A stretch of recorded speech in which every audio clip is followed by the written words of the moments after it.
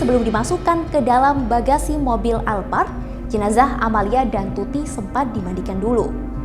Hal itu dibuktikan dari bekas air yang ditemukan pada jasad korban. Namun belum dijelaskan lebih detail alasan dan siapa yang memandikannya. 2 tahun lalu, tepatnya 18 Agustus 2021, warga Subang digegerkan dengan penemuan jenazah ibu dan anak bernama Tuti Suhartini dan Amalia Mustika Ratu di bagasi mobil Alphard. Polda Jabar pun menyelidiki kasus pembunuhan itu tapi buntu dan belum menemukan tersangkanya hingga 2 tahun kasus itu berlalu. Akhirnya pada 16 Oktober 2023, kasus ini menemukan titik terang. Saksi kunci kasus tersebut yang bernama M. Ramdhanu atau Danu menyerahkan diri dan membongkar semuanya.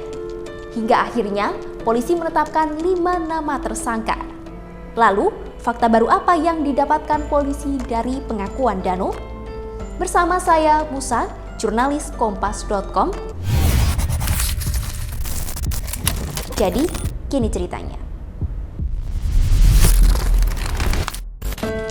Setelah 2 tahun kasus ini seolah tenggelam begitu saja, akhirnya saksi kunci Danu menyerahkan diri dan membongkar semuanya ke polisi pada Senin 16 Oktober 2023. Danu ini adalah keponakan dari korban Tuti Suhartini.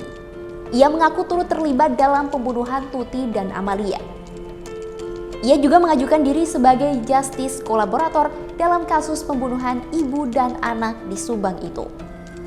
Keterangan yang diberikan Danu cukup membuat kasus ini menjadi terang benderang. Polisi pun menetapkan 5 tersangka. 5 orang tersebut adalah M. Ramdhanu alias Danu, Yosep suami Tuti, Mimin istri kedua Yosep, Arigi Reksa Pratama, dan Abi anak Mimin.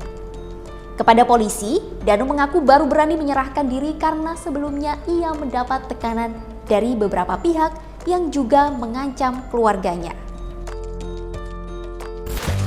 Polisi kemudian mencocokkan keterangan Danu dengan hasil olah TKP yang kembali dilakukan pada Selasa 24 Oktober 2023. Olah TKP ini menjadi olah TKP kelima sejak kasus ini diselidiki. Dari pengakuan Danu dan hasil olah TKP terungkap fakta-fakta baru. Mari kita bahas. Yang pertama, Yosep diduga menjadi eksekutor dalam kasus pembunuhan Tuti dan Amalia. Dugaan itu muncul dari pengakuan Danu.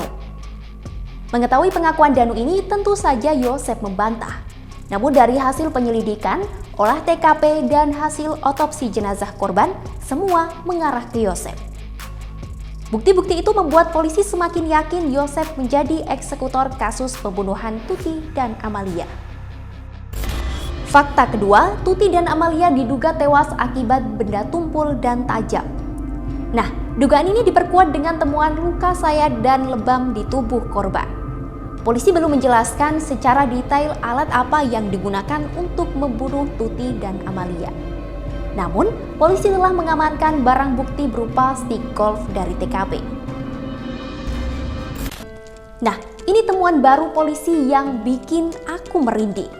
Soalnya kata polisi, sebelum dimasukkan ke dalam bagasi mobil Alphard, jenazah Amalia dan Tuti sempat dimandikan dulu.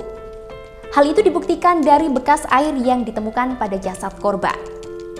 Namun belum dijelaskan lebih detail alasan dan siapa yang memandikannya.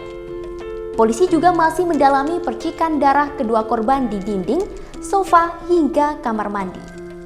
Hal ini dilakukan untuk mengungkap sebenarnya Tuti dan Amalia ini dibunuh di mana, lalu dibawa kemana dulu sebelum akhirnya ditemukan di bagasi mobil.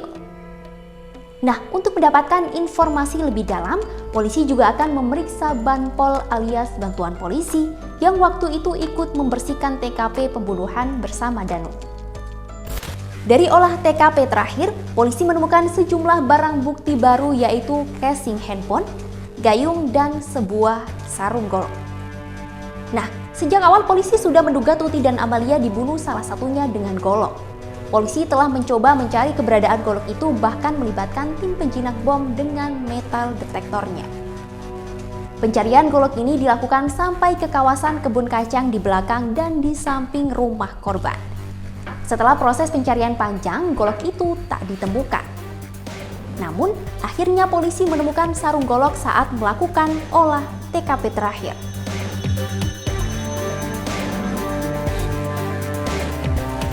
Kini Danu, Yosep, istri muda Yosep, Mimin, dan 2 anaknya telah menjadi tersangka.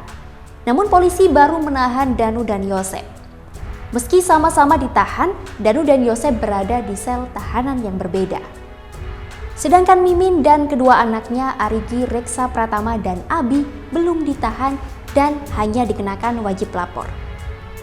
Berbeda dengan Danu yang mengakui perbuatannya, Yosep yang dicurigai sebagai eksekutor utama terus-menerus membantah dan mengaku tak terlibat pembunuhan itu. Hal serupa dilakukan Mimin dan kedua anaknya. Menurut Kabid Humas Polda Jawa Barat Kombes Ibrahim Tompo, Mimin dan kedua anaknya dinilai tak kooperatif saat diperiksa. Bahkan, mereka sering melakukan pengingkaran terhadap informasi-informasi yang diakui sebelumnya.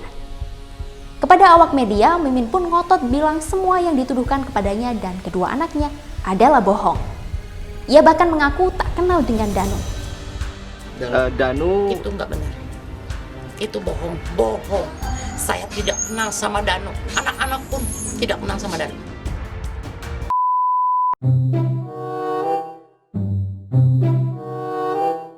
Sahabat Kompas.com, udah nonton Jadi Gini Ceritanya episode mana aja nih? Biar nggak ketinggalan cerita-cerita menarik lainnya, jangan lupa subscribe dulu dong. Kira-kira mau cerita apa lagi nih? Tulis di kolom komentar ya.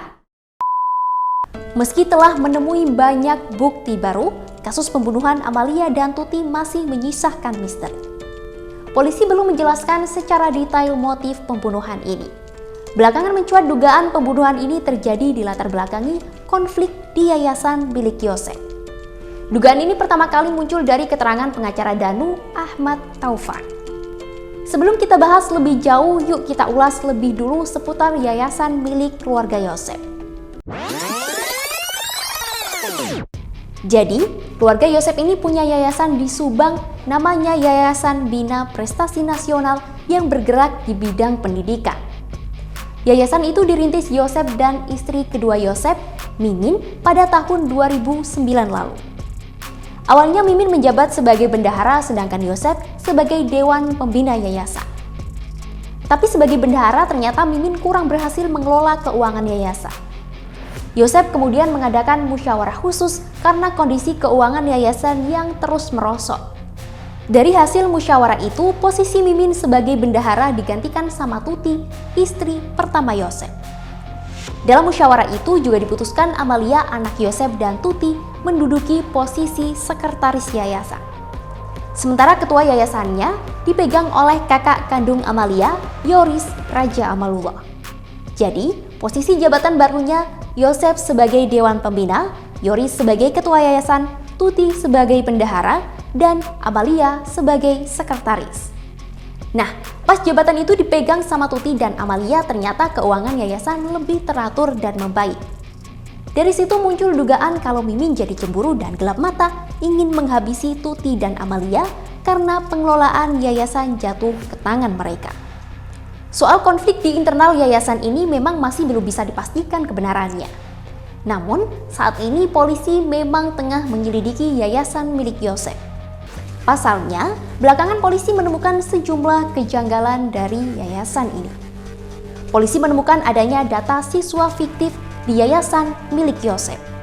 Dari penyelidikan polisi, legalitas yayasan Yosep memang sudah benar. Namun temuan data siswa fiktif ini membuat polisi meragukan data jumlah siswa yayasan tersebut. Oleh sebab itu, polisi kemudian memeriksa sejumlah pegawai yayasan. Polisi juga menyelidiki aliran dana bantuan operasional sekolah atau BOS.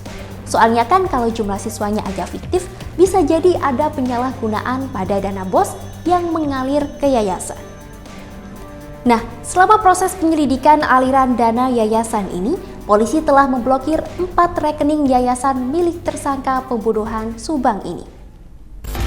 Tak ada kejahatan yang sempurna. Meski ditutupi sedemikian rupa, ada saatnya akan terungkap juga.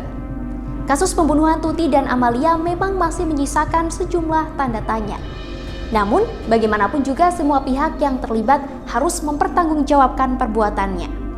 Pelaku pembunuhan ini akan dijerat dengan pasal pembunuhan berencana dengan ancaman hukuman seumur hidup atau mati. Kita nantikan akhir teka-teki kasus ini. Saya Musa, sampai jumpa di episode selanjutnya.